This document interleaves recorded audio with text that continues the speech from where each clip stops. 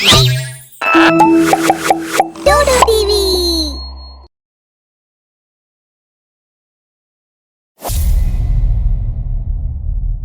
ఇది చాలా కాలం నాటి మాట. మహువా గ్రామ ప్రజలు పంచాయతీలో తీసుకున్న నిర్ణయం మేరకు అందరూ కలిసి కష్టించి నది నుండి కాలువను త్రవ్వి పంట పొలాలకు నీరు ఏర్పాటు చేసుకున్నారు. ఈ పనిలో స్త్రీలు చురుగ్గా పాల్గొన్నారు. ఈరోజు మన గ్రామానికి పెద్ద పండుగ రోజు.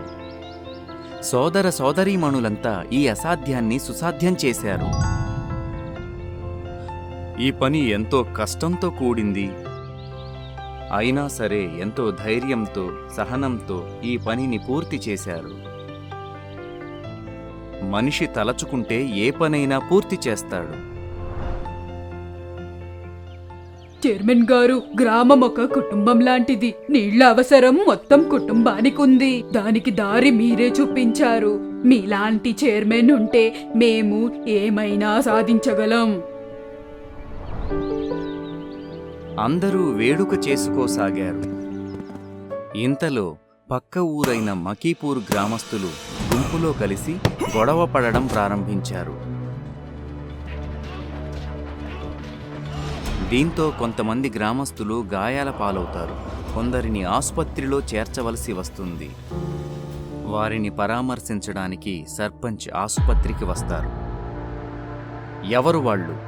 మన సంతోషాన్ని పాడు చేశారు. మన ఊరి వాళ్ళు ఎప్పటికీ ఇలా చేయరు. అప్పుడే డాక్టర్ అక్కడికి వస్తారు. ఊరి ప్రజలందరూ ఎంతో ప్రేమగా అమ్మా అని పిలుచుకునే విమల యొక్క ఆరోగ్యం గురించి ఒక వార్తను తెచ్చాడు. అమ్మ ఇక లేదు, మేం కాపాడలేకపోయాం, సారీ. అమ్మా అమ్మా, మన పొలానికి నీళ్లు వస్తున్నాయి, అది నువ్వు చూడకుండానే నన్ను వదిలి వెళ్ళిపోయావా అమ్మా?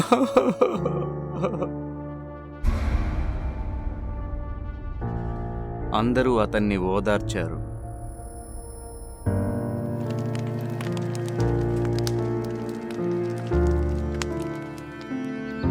మెల్లగా ప్రజలందరూ వారి వారి పనుల్లో నిమగ్నమయ్యారు. వ్యవసాయ పనులు చురుగ్గా సాగుతున్నాయి. ఒకరోజు మకీర్పూర్ గ్రామస్తులు ఆ కాలువ నుండి నీళ్లు దొంగిలించడానికి వస్తారు. అలక్ దాన్ని చూస్తాడు. ఊర్లో వారందరికీ చెప్పడానికి పరుగు పెడతాడు. సోదరులారా, మకీర్పూర్ వాళ్ళు మన కాలువ నుండి నీళ్లు దొంగిలించడానికి చూస్తున్నారు. అలా అయితే ఎట్లా? పద, సర్పంచ్ గారితో మాట్లాడదాం. ప్రజలందరూ పొలం పనిని మధ్యలోనే ఆపేసి సర్పంచ్ గారి వద్దకు వెళతారు. మరోపక్క ఎక్కడైతే కాలువకు గండి కొట్టబోయారో అక్కడ తుఫాను వాతావరణం ఏర్పడింది. కాలువ తవ్వబోయిన వారి కళ్ళలో హోరుగాలి వలన దుమ్ము ధూళి చేరింది. వారికి ఏమీ కనబడడం లేదు. అక్కడున్న వారిని గాలి ఎత్తి కింద పడవేయసాగింది. కొంతమంది కింద పడిపోగా కొంతమంది చెంపలు వాయించబడ్డారు. మరికొంతమందికి గాయాలయ్యాయి. సర్పంచ్ మరియు గ్రామస్తులందరూ మకీర్పూర్ వాళ్లకు బుద్ధి చెప్పడానికి కర్రలు పట్టుకు వెళతారు. కానీ అక్కడి దృశ్యం చూసి వారు ఆశ్చర్యపోతారు. ఏమైందయ్యా? ఎవరు కొట్టారు మిమ్మల్ని? ఈ దుస్థితి మీకు ఎలా వచ్చింది? మాకు ఎవరూ కనిపించలేదు. మమ్మల్ని ఎవరో పిచ్చకొట్టుడు కొట్టారు. ఎవరో తెలియట్లేదు. అయ్యో, ఏం జరుగుతోంది ఇక్కడ? నీళ్ల దొంగతనానికి వచ్చారు, కానీ ఇలా దెబ్బలు తిన్నారేంటి? మనం ఇంకా ఆలోచిస్తూనే ఉన్నాం. ఈలోపు ఎవరో బుద్ధి చెప్పారు. తర్వాతి రోజు అలక్ ఇంకా నితిన్ కాలువను పరీక్షించడానికి వచ్చారు. వాళ్ళు చూసేసరికి తవ్వబడిన కాలువ మామూలు స్థితిలోకి వచ్చి ఉంది. అది చూసి వాళ్ళు చాలా ఆశ్చర్యపోయారు. అదెలా సాధ్యమని. కొన్ని రోజుల తరువాత మకీర్పూర్ వాళ్ళు మహువా గ్రామానికి మళ్ళీ వచ్చారు. వీళ్ల పంటలు నిండుగా ఉన్నాయి, మన పొలాలన్నీ ఎండిపోయాయి.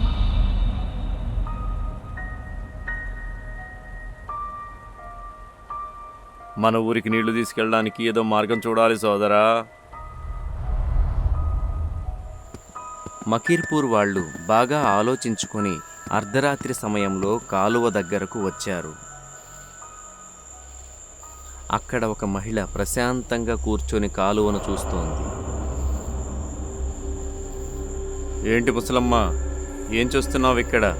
ఒక్కదానివే కూర్చొని కాపలా గాస్తున్నావా? ఇంటికి వెళ్ళి రామకీర్తన పాడుకో.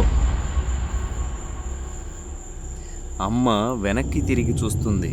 ఒక పెద్ద దెయ్యంలాగా కనిపిస్తుంది. ఆమె ఎర్రటి కళ్ళలో బాగా కోపం కనిపిస్తుంది. దాన్ని చూసి వారంతా భయపడిపోతారు. అయ్యో నువ్వు అమ్మా! వారందరినీ కోపంగా చూస్తుంది. వారు కింద పడిపోసాగారు. హోరుగాలికి దుమ్ము లేస్తుంది. ఎవరూ అక్కడ నిలవలేకపోతారు. అందరూ పారిపోతున్నారు. అమ్మ కూడా మాయమైపోతుంది. రామ్దేన్, మనం ఈ పని చేయడం ఎట్లా? ముసల్ది చచ్చినా వదలట్లేదే. అయితే కేవలం కమలీ బాబా మాత్రమే చేయగలుగుతాడు. ఈసారి అతన్ని తీసుకెళదాం, సరేనా? కొన్నాళ్లకి మహువా గ్రామస్తులు ప్రశాంతంగా తమ తమ పనులు చూసుకుంటూ ఉంటారు. ఒకరోజు రాత్రి మకీర్పూర్ వాసులు పూర్తి సన్నద్ధులై కాలువ త్రవ్వడానికి వస్తారు. కమలీబాబా కూడా వారితో ఉంటాడు. అప్పుడు పెద్దగా ఉరుములు మెరుపులు వస్తాయి. చీకటిగా మారిపోతుంది. చెట్లు కింద పడిపోతాయి. వాటి కింద పడి కొంతమంది నలిగిపోతారు, భయపడిపోతారు. దూరంగా నుంచుని అమ్మ ఇదంతా చూస్తుంటుంది. కమలీబాబా చేతిలో విభూది తీసుకొని మంత్రాలు చదువుతూ అమ్మ వైపుగా వెళుతుంటాడు. ఆగురా మూర్ఖుడా, నీ మంత్రతంత్రాలు నా మీద ఉపయోగం చెయ్యకు. నేనేమీ తప్పు చెయ్యట్లేదు. నీలాంటి మృగాల నుండి నా గ్రామాన్ని, నా జనాల్ని కాపాడుతున్నాను. అయినా కమలీబాబా ముందుకు వెళుతుంటాడు. అమ్మకు చాలా కోపం వస్తుంది. ఆమె కోపంతో పెద్దగా గాలి ఊదుతుంది. అక్కడ వాయుగుండం ఏర్పడి వాళ్ళందరూ భయపడి పారిపోతుంటారు. కొంతమంది ఎగిరి కాలువలో పడిపోగా కొంతమంది చెట్ల కింద నలిగిపోతారు. అమ్మా, మమ్మల్ని క్షమించు. మేమప్పుడు మీతో సహకరించలేదు. ఇప్పుడు ఎలాగైనా మా పొలాలకు నీళ్లు తీసుకెళ్లాలని ఈ తప్పుడు మార్గంలో వచ్చాం. మా దురాశ వలన ఇంతమందికి శిక్ష పడుతోంది. మీరు మమ్మల్ని ప్రేమతో అడిగితే మేము మీకు ఇచ్చేవాళ్ళం. కానీ మీరు మమ్మల్ని మోసం చేసి గొడవ పెట్టుకోవాలనుకున్నారు. సరే, ఈసారి మన్నిస్తున్నాను. బాగా గుర్తుపెట్టుకో. మీరు మవ్వా గ్రామానికి ఏదైనా చెడ్డది చెయ్యాలనుకున్నారో నేను మిమ్మల్ని ఊరికే వదలను. రామ్దిన్ తన వాళ్లను తీసుకొని వాళ్ళ ఊరికి తిరుగుముఖం పట్టాడు. రాహుల్ ఇంకా ప్రీతి వేగంగా అడుగులేసుకుంటూ ఇంటి వైపు వెళ్తున్నారు. రాత్రి చీకటి పెరుగుతూనే ఉంది. ఇక వారి అడుగులు కూడా. రాహుల్ అన్నయ్య, మనము ఇటు వెళ్లకుండా ఉండాల్సింది. ఈ దారిలోనే ఆ దెయ్యం ఇల్లు ఉంటుంది. అవును ప్రీతి, నువ్వు సరిగ్గానే చెప్తున్నావు. కానీ భయపడకు, నేను నీతో ఉన్నాను. మనం తొందరగానే ఇంటికి వెళ్ళిపోతాం. వాళ్ళిద్దరూ ముందుకు వెళ్తూ ఉంటారు. దారిలో ఆ దెయ్యం ఇల్లు వస్తుంది. ఇక సడన్ గా వేగంగా గాలి వేస్తుంది. స్ట్రీట్ లైట్స్ కూడా వస్తూ పోతుంటాయి. అప్పుడే ముందుకు వస్తుంది ఆ పెద్ద బోర్డులో ఉన్న దెయ్యం. ప్రీతి రాహుల్తో ఏదైనా చెప్పాలనుకునే లోపే, అర్థం చేసుకునే లోపే దెయ్యం ప్రీతి వెనుచుకుని పట్టుకుని తనని పైకి లాగిస్తుంది. దెయ్యం ఆకాశంలోకి ఎగురుతుంది. ఆమె పెద్ద శరీరం ముందు ప్రీతి శరీరం ఒక్కసారిగా చిన్నగా కనిపిస్తుంది. ఈరోజు ఈమెను నేను నాతో పాటు తీసుకెళ్తాను.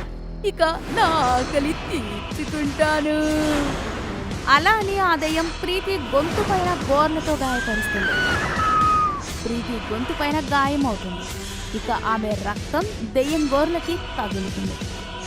ఇక దెయ్యం గోర్లకు తగిలిన రక్తం తాగుతుంది.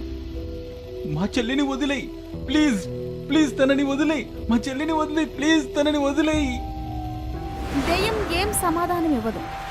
కాసేపటి తర్వాత నవ్వుతూ తన ఇంటికి వెళ్ళిపోతుంది. రాహుల్ తలుపు నెడుతుంటాడు. ప్రీతి నా చెల్లి, వదులు, ప్రీతిని వదులు. లోపల నుంచి ఎలాంటి చప్పుడు రాదు. రాహుల్ తలుపు తెరవడానికి ప్రయత్నం చేశాడు, కానీ తెరుచుకోలేదు. ఇక వెళ్ళిపోతాడు. ఈ కథ మంజీపూర్ అనే ఊరిది. అక్కడ ఊర్లోని వారందరూ దెయ్యం భయంతో జీవిస్తున్నారు. అలా అని మొదటిసారి కాదు దెయ్యం ఎవరినో తీసుకుని వెళ్ళింది అని. ఎవరైనా దెయ్యం ఇంటి ముందు నుంచి వెళ్తారో దెయ్యం వారిని పట్టుకునేది. ఇక అప్పుడప్పుడు రాత్రి చీకట్లలో తను ఊర్లో నుంచి ప్రజలని పట్టుకుని తీసుకెళ్లేది. ఇక వారి రక్తం తాగేది. ఇక ఆ దెయ్యం తనతో పాటు ఎవరైనా ఊరి వాళ్ళు ఉంటారో ఆ ఇంట్లోకి వెళ్ళి మాయమైపోతారు. ఆ ఇంటి తలుపు ఎప్పుడు ఎవరూ కూడా తెరవలేకపోతారు. ఇక ఈసారి రాహుల్ నిర్ణయించుకున్నాడు, తను ఎట్టి పరిస్థితుల్లోనూ తన చెల్లిని తిరిగి తీసుకొచ్చే తీరుతాను అని. ఎవరు నాకు సహాయం చేసినా చేయకపోయినా గానీ నేను తప్పకుండా నా చెల్లిని కాపాడుకుంటాను. నేను ఈరోజు రాత్రి ఆ దయ్యం దగ్గరికి వెళ్తాను. ఏదైనా దారి నాకు అక్కడే దొరుకుతుందేమో. రాహుల్ అలాగే చేస్తాడు. రాత్రి రాహుల్ దెయ్యం ఇంటి దగ్గరికి చేరుకుంటాడు. అయితే అతను చూస్తాడు, ఒక చిన్న కిటికీ తెరిచి ఉన్నట్లుగా. అతను ఆ కిటికీలో నుంచి తొంగి చూస్తాడు. లోపలి పరిస్థితి చూసి రాహుల్ భయపడిపోతాడు. అయ్యో, ఇదేంటి ఇక్కడ ఇంతమంది ఇలా సంఖ్యలతో బందీ అయి ఉన్నారు? వాళ్ళ శరీరాలపైన ఎన్ని గాయాలు ఉన్నాయి? ఇక వాళ్ళు నొప్పితో ఏడుస్తున్నారు. నా ప్రీతి అక్కడుంది. ప్రీతి, ఎంత బాధలో ఉంది నా చెల్లి. ఇక వీరంతా కూడా, ఇక ఆ కడుపులో ఎంత రక్తం నిండి ఉంది.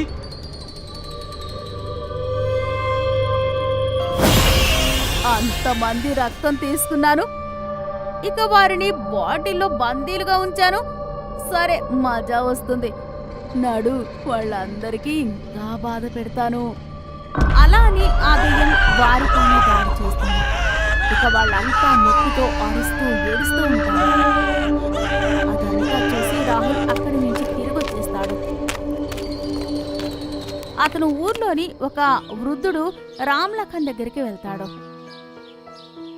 నాకు తెలుసు రాహుల్, నువ్వు నీ చెల్లిని తిరిగి తీసుకురావాలనుకుంటున్నావు అని. సరే, మనము లోపల కూర్చొని ఆలోచిద్దాము. ఇలా ఏదైనా పద్ధతి ఉంటుందా? దానితో ప్రీతి తిరిగి వస్తుందా? నడవండి, మీకు ఏదైనా పద్ధతి తెలిస్తే తప్పకుండా చెప్పండి. ఇద్దరూ లోపలికి వెళ్తారు. కాసేపటి తర్వాత తలుపు తెరుచుకుంటుంది. కానీ రాహుల్ ఒక్కడే తలుపులో నుంచి బయటకు వస్తాడు. ఇక తలుపు మూసేసి అక్కడి నుంచి వెళ్ళిపోతాడు. కాసేపటి తర్వాత అతనికి నాదు కనిపిస్తాడు. రాహుల్, నేను నీకు సహాయం చేయాలనుకుంటున్నాను. కానీ ఈ రోజే నేను ఒక న్యూస్ పేపర్లో చదివాను, ఒక తాంత్రికుడు ఉన్నాడు. అతను దయ్యాలని చంపుతాడంట. అందుకే నేను ఆయన్ని ఇక్కడికి పిలిచాను. అర్థమైందా? సరే, రండి లోపలికి వెళ్ళి ఆయన కొరకు ఎదురు చూద్దాం. రాహుల్ ఇంకా నాదు లోపలికి వెళ్తారు. లోపల నుంచి కేవలం రాహుల్ బయటకు వస్తాడు. ఇక తలుపు మూసేస్తాడు. కొద్దిసేపటి తర్వాత ఆ బాబా కూడా ఊర్లోకి వస్తాడు. దయ్యం దాడి గాని లేక దయ్యం భయపెట్టినా గాని, ఊరు పట్నం ఎక్కడైనా గాని సహకారాలు చెలరేగినా చేస్తాను.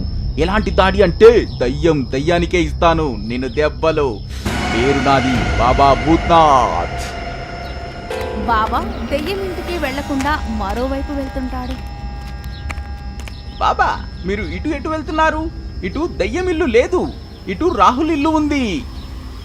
బాబా ఏమీ మాట్లాడకుండా రాహుల్ ఇంటి దగ్గరికి వెళ్ళి అంటాడు, ఓయ్ దయ్యం, చెయ్యాలి నేను ఏదైనా మంత్రం. తెలుసు నాకు నువ్వు ఉన్నావు రాహుల్ లోపల. బాబా మాటలు విని అందరూ ఆశ్చర్యపోతారు. అసలు ఆ రోజు ఏం జరిగింది అంటే, అప్పుడు రాహుల్ దెయ్యం ఇంట్లోకి తొంగి చూస్తాడు. అప్పుడు దెయ్యం అతనిని చూసేస్తుంది. ఇక అతని లోపలికి వచ్చేస్తుంది. దెయ్యం రాహుల్ రూపంలో లఖన్ ఇంకా నాదుని చంపేస్తుంది. బాబా మాటలు విని దెయ్యం రాహుల్ లోపల నుంచి అంటుంది, బాబా నువ్వు నన్ను పట్టుకోలేవు బా. అలా అని దెయ్యం రాహుల్ లోపల నుంచి పారిపోతుంది. ఇక రాహుల్ కింద పడిపోతాడు. బాబా రాహుల్కు విషయమంతా వివరిస్తాడు. ఇక వాళ్ళిద్దరూ ఇంకా కొందరు ఊరి వాళ్ళు కలిసి దెయ్యం ఇంటి వైపు వెళ్తారు. ఓయ్ దయ్యం, బయటికి రా. ఈరోజు నువ్వు మిగలవు, ఎందుకంటే ఇప్పుడు నా చేతుల్లో చస్తావు. దెయ్యం బయటకు వస్తుంది. ఇలా అంటుంది, అరే ఓ బాబా, నేను ఇక్కడే ఉన్నాను, ఇంకా ఇక్కడే ఉంటాను. నువ్వు నన్ను ఏమీ చేయలేవు. మంత్రం చూపాలి నీకు ప్రభావం. దయ్యం శక్తులు కావాలి తక్కువ. అరే ఓ బాబా, ఇదేం చేశావు నువ్వు? నా శక్తులు ఎందుకు పనిచేయడం లేవు? రాహుల్ బాబు, ఇదిగో కత్తెర. ఇప్పుడు నువ్వు వెళ్ళి దయ్యం గోళ్ళు కత్తిరించు. అది ఎవ్వరిని ఏమీ చెయ్యలేదు. రాహుల్ అలాగే చేస్తాడు. ఆ దెయ్యం గోర్లు కత్తిరించగానే అది కింద పడిపోతుంది. ఇక తన శక్తులతో బాబా దాన్ని కాల్చేస్తాడు. అది కాలిపోగానే దెయ్యం ఇంటి తలుపు తెరుచుకుంటుంది. ఇక వాళ్ళందరూ ఎవరినైతే ఆ దెయ్యం సంకెళ్లతో బంధించి పెట్టిందో వారు బయటకు వస్తుంటారు. ఎవరినైతే అది గాయపరిచిందో రాహుల్ చెల్లెలు ప్రీతి కూడా వస్తుంది. రాహుల్ ప్రీతిని కౌగిలించుకుంటాడు. అందరూ రాహుల్ ఇంకా బాబాకు కృతజ్ఞతలు తెలిపారు. ఇక సంతోషంగా ఉండసాగారు.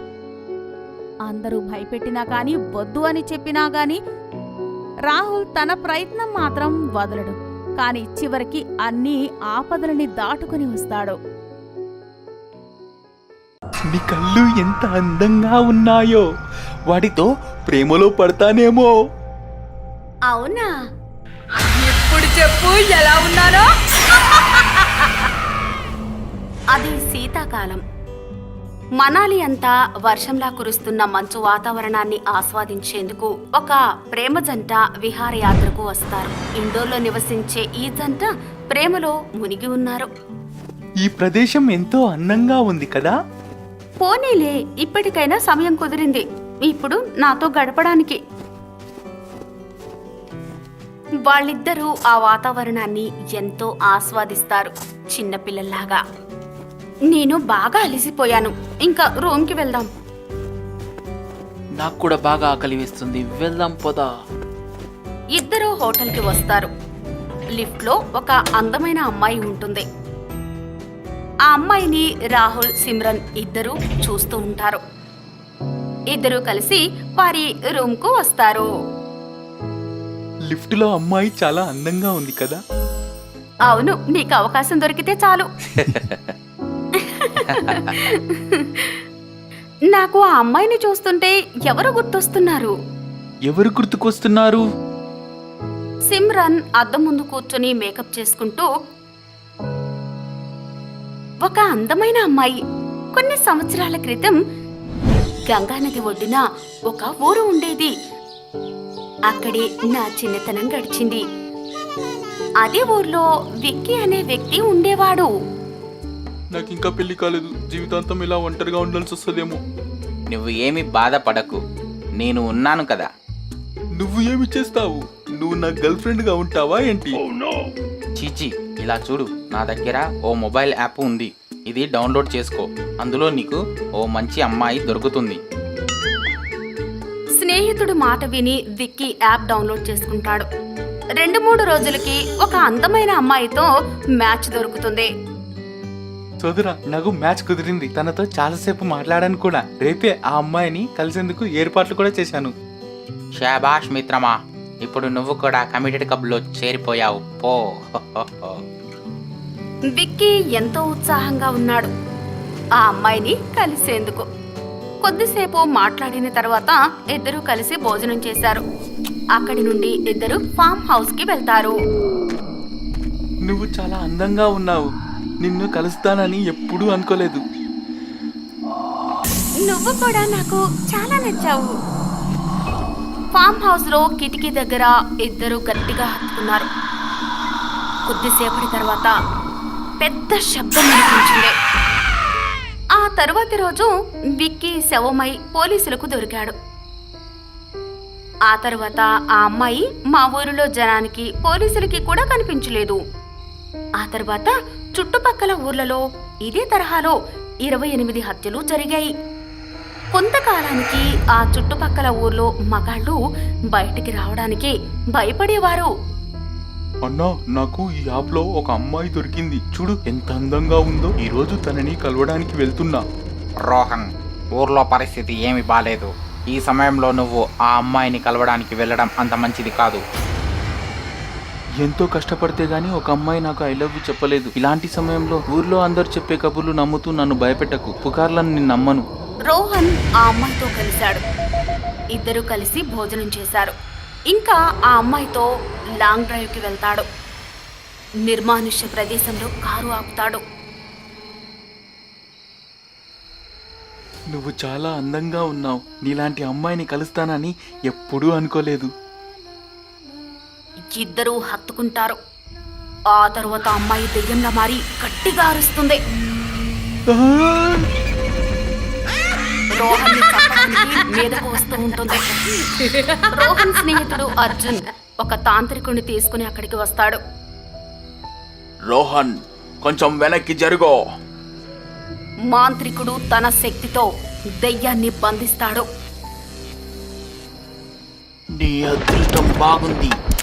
ఈ మహమ్మారి వందల మంది యువకులను బలి తీసుకుంది. కానీ గుర్తించుకో, ఈ మేకును వదిలించుకొని ఇది బయటకు వచ్చిందంటే ఎన్నో విపరీతాలు సంభవిస్తాయి. కథ చాలా బాగుంది. చూస్తుంటే లిఫ్ట్ లో అమ్మాయిని చూసి నీకు ఈర్ష్య కలిగినట్టుంది. అందుకే ఇలాంటి కథలు చెప్పి నన్ను భయపెట్టాలని చూస్తున్నావు కదా. అయ్యో, ఇది కథ కాదు. నేను ఎంత నిజమో ఈ కథ కూడా అంతే నిజం. రాహుల్ భోజనానికి ఆర్డర్ ఇచ్చాడు. ఇంకా రాహుల్ తింటున్నాడు. తింటూ ఇలా అడుగుతున్నాడు. ఆ తర్వాత ఆ అమ్మాయి ఏమైంది? కొన్ని సంవత్సరాలు గడిచాయి. ఆ నగరంలో అందరూ ఆ అమ్మాయిని మర్చిపోయారు. ఈ కథ అక్కడ చిన్నపిల్లలకి కూడా తెలుసు. ఈ మధ్యనే 2 ఏళ్ల క్రితం ఇండోర్ పరిసరాల్లో ఇలాంటి సంఘటనలు జరిగాయి. నువ్వు కూడా వినే ఉంటావు. ఆ మాంత్రికుడు కొట్టిన మేకు ఓడిపోయిందని చెప్పుకునేవారు. అలా ఎలా ఊడిపోతుంది? ఆ తర్వాత ఏమైంది? నీకు శర్మ గారింట్లో అద్దెకుండే గోలు గుర్తున్నాడా?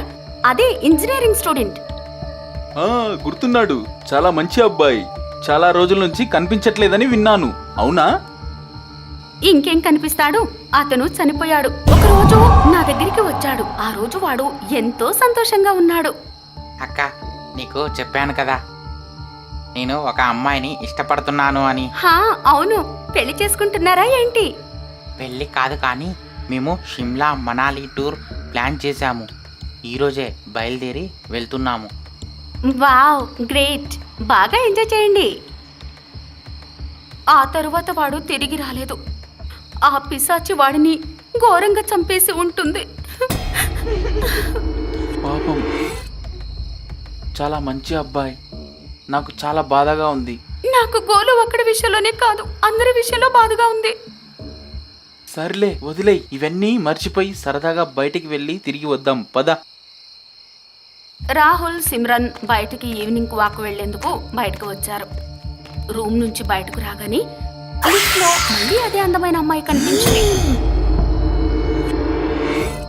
రాహుల్ ఆ అమ్మాయిని చూడగానే చాలా భయపడ్డాడు. నీకు ఒక గుడ్ న్యూస్. ఏంటా గుడ్ న్యూస్? మా మమ్మీ డాడీ మన పెళ్ళికి ఓకే అన్నారు. నిన్ను కలవాలి అంటున్నారు. ఇది నిజంగా చాలా మంచి వార్త. పద, వెంటనే స్వీట్లు తినాలి. ఈ ట్రిప్ నుండి వెళ్ళగానే ముందు నిన్ను మా ఇంటికి తీసుకువెళ్తాను. ఇద్దరూ బయట సంతోషంగా గడిపాక రూమ్ కి తిరిగి వెళ్తున్నారు. లిఫ్ట్ దగ్గరకు రాగానే మళ్ళీ ఆ అమ్మాయి ఎదురుపడుతుంది. రాహుల్ ఆ అమ్మాయిని చూడగానే విపరీతంగా చెమట పడుతుంది. లిఫ్ట్ తమ ఫ్లోర్ కి రాగానే రాహుల్, సిమ్రన్ ఇద్దరు వేగంగా పరిగెత్తుతూ రూమ్ కి వెళ్లి తలుపులు బలంగా వేసుకున్నారు. ఈ అమ్మాయి ఎందుకు నాకు పదే పదే కనపడుతుంది? కొంపదీసి ఆ రాక్షసి అమ్మాయి కాదు కదా? నాకు చాలా భయమేస్తుంది. ఇక నేను చస్తే బయటికి వెళ్ళను. రాహుల్, కంగారు పడుకో. అదేదో యాదృశ్చికంగా జరిగింది. మనం రూమ్ నుండి బయటికి వెళ్ళిన ప్రతిసారి ఆ అమ్మాయి కనిపిస్తూనే ఉంది. ఇది యాదృచ్ఛికం కాదు. ఇంతకీ నీ కథలో ఆ అమ్మాయి ఏమైంది? ఆ అమ్మాయి దొరికిందా? ఏమో, ఈ మధ్యన తన గురించి నేనేమీ వినలేదు. ఎవరైనా మాంత్రికుడు మళ్ళీ మేకు వేశాడేమో, లేదా ఈ అమ్మాయి వేరే వాళ్ళని చంపేందుకు తిరుగుతుందేమో. సిమ్రన్ రాహుల్కు ధైర్యం చెప్తుంది. రాహుల్ మెల్లగా తలవాల్చాడు. సిమ్రన్ రాహుల్ పక్కనే కూర్చుని అతని ముఖాన్ని ప్రేమగా నిమురుతూ ఉంది. నువ్వు విశ్రాంతి తీసుకో, నేను ఈ మేకప్ తీస్తాను. నేను సాయం చేస్తా. ఎందుకో సడన్ గా అంత ప్రేమ? నీ సేవకై నేను ఎల్లప్పుడూ సిద్ధంగా ఉంటాను. తెలివైన వాడివే. మేకప్ తొలగిస్తూ, నీ కళ్ళు చాలా అందంగా ఉంటాయి. నీ అందానికి నేను దాసుడినయ్యాను. తలను దువ్వుతూ, నీ జుట్టు చాలా సున్నితంగా ఉంటుంది. అలా చెబుతూ దువ్వుతుండగా సిమ్రన్ తలలో దువ్వెనకు ఏదో అడ్డుపడుతుంది. బలంగా లాగేసరికి ఒక మేకు ఊడి బయటపడింది.